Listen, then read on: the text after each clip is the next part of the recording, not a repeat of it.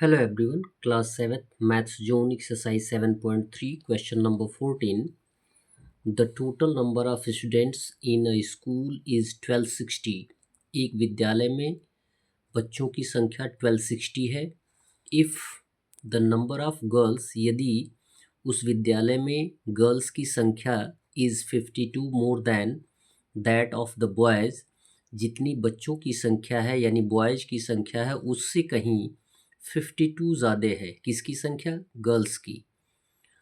Find the number of boys in the school. आपको find out करना है number of boys school में कितने हैं, और also find the number of girls, और उस विद्यालय में नंबर ऑफ गर्ल्स की भी संख्या ज्ञात करनी है. एक बार क्वेश्चन और सुन लें कि विद्यालय में कुल 1260 स्टूडेंट्स हैं, जितने बॉयज़ हैं उससे कहीं 52 ज़्यादा जो हैं गर्ल्स हैं. तो आपको फाइंड आउट करना है बॉयज़ एंड गर्ल्स की संख्या. यद्यपि गर्ल्स की संख्या आपको पता है बॉयज़ से 52, तो बॉयज़ की संख्या हमें पता नहीं है, तो लेट किसको करेंगे? बॉयज़ की संख्या को. तो लिखेंगे सॉल्यूशन में let the number of boys be X. मान लेते हैं कि बॉयज़ की संख्या एक्स है, so the number of girls कितने हो जाएंगी? बॉयज़ से 52 ज़्यादा, यानी एक्स प्लस 52. अब आपको ये पता ही होगा कि दो ही टर्म है. नंबर ऑफ स्ट्रेंथ जो होगी 1260 की, वह बॉयज़ और गर्ल्स को ऐड करने पर ही आएगी. तो हमारा इक्वेशन सेटअप होगा एक्स प्लस 52 इक्वल हो जाएगा टोटल नंबर ऑफ स्टूडेंट्स. यहाँ पे एक्स और एक्स को ऐड कर देंगे तो आंसर आएगा 2x इक्वल 1260 है. प्लस 52 को हम ट्रांसफ़र कर देंगे क्योंकि ये कांस्टेंट है, तो -52 होगा. 1260 में से 52 माइनस कर देंगे तो 1208 आएगा. यहाँ पे x के साथ न्यूमेरिकल फैक्टर 2 है, 2 को ट्रांसफ़र कर देंगे तो एज ए डिवीज़न होगा, तो x इक्वल हो जाएगा 1208/2. 2 से 1208 को रिड्यूस कर देंगे तो x का वैल्यू आ जाएगा 604. और x किसको हमने लेट किया है? नंबर ऑफ़ बॉयज़ को. तो यहाँ पर लिख देंगे नंबर ऑफ़ बॉयज़ इक्वल 604. अब नंबर ऑफ़ गर्ल्स को हमें फाइंड आउट करना है, तो नंबर ऑफ़ गर्ल्स हमने कितना लेट किया है? x प्लस 52, यानी जितने भी बॉयज़ की संख्या उसमें 52 ज़्यादा है. तो लिख देंगे hence the number of girls equal हो जाएगा x प्लस 52, और नंबर ऑफ़ बॉयज़ आया है जो कि x का वैल्यू है 604 प्लस 52 ऐड करने पे आंसर आया है 656. ये होगी नंबर ऑफ़ गर्ल्स और ये होगा नंबर ऑफ़ बॉयज़.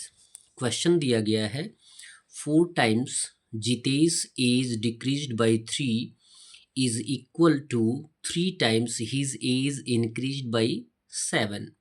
क्वेश्चन को एक बार और सुनिएगा कि जितेश की उम्र के 4 गुने में से 3 घटाने पर, जितेश की 4 times of Jitesh age, Jitesh की उम्र यानी 4 गुने, जितनी उम्र है उसकी 4 गुने में से 3 घटाने पर, डिक्रीज करने पर, ठीक है, इज इक्वल किसके बराबर आएगा?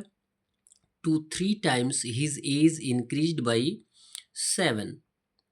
जो उसकी उम्र के 3 गुने में 7 जोड़ने पर इक्वल आने वाला है. एक बार क्वेश्चन को और सुन ले.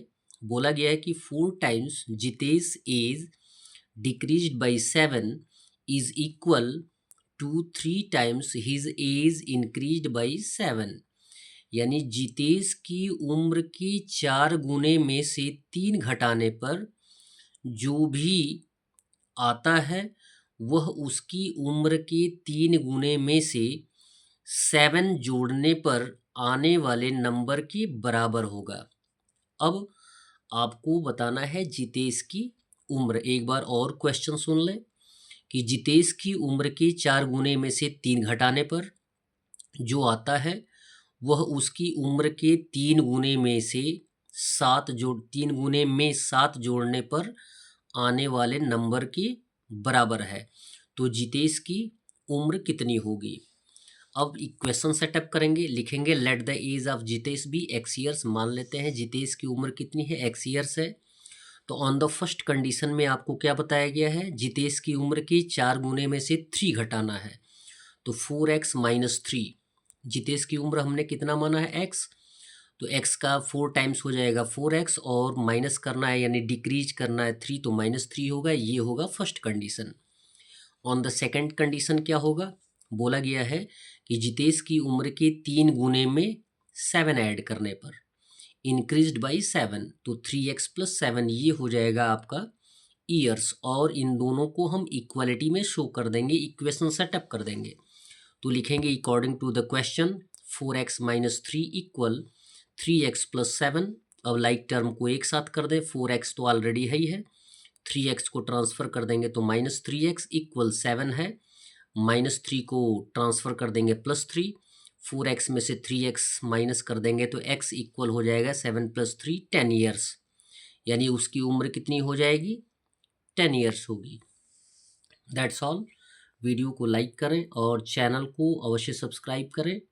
धन्यवाद।